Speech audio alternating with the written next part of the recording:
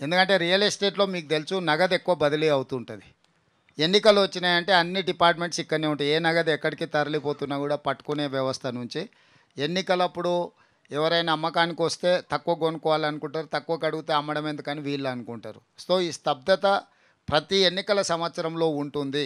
Parliament ఎన్నికల తర్వాత real estate అనేది మళ్ళీ పుంజుకుంటుంది. హైదరాబాదు నగరానికి సహజ సిద్ధమైన వనరులు, అవకాశాలు, పెట్టుబడులకు అవకాశం ఉంది.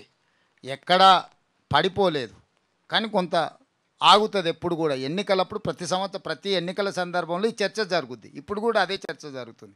కాకపోతే ఏంటంటే అసెంబ్లీ పార్లమెంట్ ఒకసారి కలిసి వస్తే తక్కువ సమయం ఉంటుంది. మనకు 3 నెలలు అసెంబ్లీకి పోయింది, మళ్ళీ ఒక 4 నెలలు పార్లమెంట్కి పోయింది. ఈ 7 నెలలల్లో రియల్ ఎస్టేటు కొంత ఒడిదుడుకులను ఎదుర్కొంటుంది. ఆ వ్యాపారంలో ఉన్న వాళ్ళకు, అందులో పెట్టుబడులు పెట్టే వాళ్ళకి ఈ విషయం తెలుసు. ఎందుకంటే ప్రతి వ్యక్తి కూడా ఒక కళ ఉంటుందండి.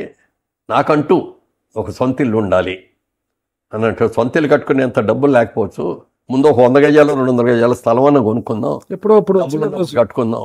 అందుకని నా సొంత ఇంట్లో నేను ఉన్నాను అనుకుంటే ఆడు ఎంత ఆనందపడతాడు, ఓ గర్వం, నా ఇంట్లో నేను ఉన్నాను. అది ప్రతివాడికి ఒక కళ.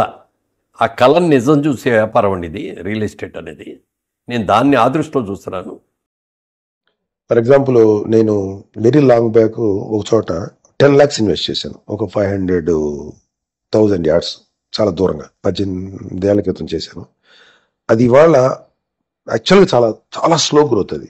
కానీ అది ఇవాళ దాదాపు ₹1,00,00,000 వర్త్ ఆఫ్ వాల్యూ ఉంది ఆ స్థలం. అంటే యాక్చువల్గా చాలా తక్కువ గ్రోత్ ఉంది, అయినా కూడా ₹1,00,00,000 ఉంది దాని వాల్యూ. ఇంకా అమ్మలేదనుకోండి. సో ఇలా ఉంటుంది దాని విలువ, ఈ స్థలాల విలువ. సో మీరు అట్లాగా ఇన్వెస్ట్ చేయొచ్చు.